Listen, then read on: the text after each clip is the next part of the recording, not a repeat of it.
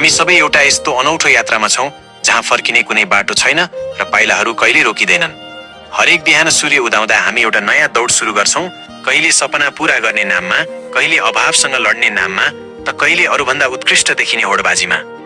तर यो दौडधुपको कोलाहलमा हामीले एउटा तितो तर अकाट्य सत्यलाई बिर्सिरहेका हुन्छौं। यो जिन्दगीको अन्तिम स्टेशन, यो यात्राको अन्तिम गन्तव्य त केवल मृत्यु नै हो। सोच्नुस् त, हामी जसलाई जित्न खोज्दैछौं, जसलाई प्राप्त गर्न दिनरात पसिना बगाउँदैछौं, के ती सबै कुराले अन्तिम गन्तव्यमा पुग्दा हाम्रो साथ दिन्छन्? दिँदैनन्। हामी खाली हात आएका थियौं र रित्तै हात जानु छ। तर विडम्बना, हामीले बाँच्न बिर्सेर केवल संग्रह गर्न सिक्यौं। हामीले आजको मुस्कानलाई भोलिको लागि साँचेर राख्यौं, तर त्यो भोलि कहिले हाम्रो भएन। वास्तवमा भोलि भनेको त केवल एउटा भ्रम हो। भोलिको रूपमा आउने भनेको त केवल केही सम्झनाहरू मात्र हुन्। आज जुन पल हामीसँग छ, भोलि त्यो एउटा कहानी बन्ने छ। आज जुन मान्छे हाम्रो साथमा छ, भोलि त्यो केवल एउटा तस्बिर बन्न सक्छ।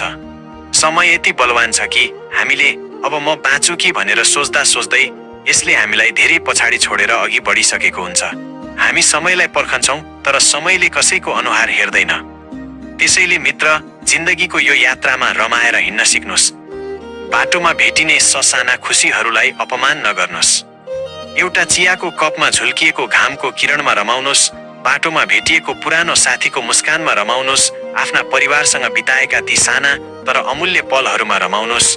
किनकि जब यो यात्रा सकिन्छ तब तपाईले कति कमाउनु भयो भन्ने कुराको हिसाब हुने छैन, तपाईले कति पल बाँच्नु भयो भन्ने कुराले मात्र अर्थ राख्नेछ। हामी सधैँ समय आएपछि गरौँला भन्छौं, तर सत्य त यो हो कि समय कहिल्यै आउँदैन, समय त केवल गइरहन्छ। हामीले सोचेका अधुरा इच्छाहरू, भन्न नपाएका मनका कुराहरू र साट्न नपाएका मायाहरू भोलि पश्चातापका भारी बन्न सक्छन्। कसैसँग माफी माग्नु छ भने आजै माग्नुस्, कसैलाई धन्यवाद दिनु छ भने अहिले नै दिनुस्, किनकि मृत्युले कसैलाई सूचना दिएर आउँदैन। यो संसार एउटा रंगमञ्च हो र हामी सबै कलाकार। आफ्नो भूमिका यसरी निभाउनुस् कि पर्दा झरेपछि पनि तपाईको उपस्थितिको सुगन्ध बाँकी रहोस्। गन्तव्य त निश्चित छ, पुग्ने ठाउँ त्यही एउटै चिहान वा चिता हो। तर त्यो मसान घाट पुग्नु भन्दा अगाडिको यो बाटोलाई किन उत्सव नबनाउने? किन काँडाहरू मात्र गनेर बस्ने? याद राख्नुस्, जिन्दगी लामो हुनुपर्छ भन्ने छैन, जिन्दगी गहिरो र अर्थपूर्ण हुनुपर्छ। भोलि आउने भनेको सम्झनाहरू मात्र हुन्, समय त पहिले नै हामीलाई छोडेर गइसकेको हुन्छ। त्यसैले आजै, अहिले र यही पलमा रमाउनुस्।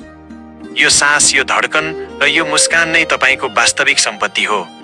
जिन्दगीको यो छोटो तर अत्यन्तै सुन्दर यात्रामा तपाईका हरेक पाइलाहरू खुसीले भरिउन्। यात्रामा रमाउनुस्, किनकि गन्तव्यमा पुगेपछि त विश्राम बाहेक केही रहने छैन। शुभ यात्रा।